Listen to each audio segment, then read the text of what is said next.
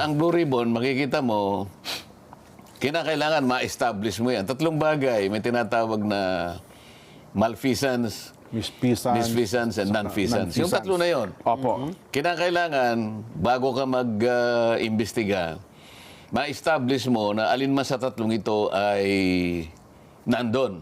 Opo. Either malfeasance, misfeasance, nonfeasance. Ibig sabihin, puro katiwalian yan eh. Na nagaganap o naganap sa maraming ahensya ng ating pamahalaan. Parang independence eh. Kung yun ang tradisyon, igagalang natin ang tradisyon. Opo. Sa tingin ko, ay talagang binigyan siya ng ganung katangian sapagkat ang kanilang gawa ay hindi kakaiba. Okay. Yun nga, kahit walang resolution dun eh. I mean, moto proprio pa. Moto proprio, Opo. pagka naisip ng chairman, sige, simulan ninyong mag-build up ng case dito sapagkat ito ay nabanggit ng Pangulo.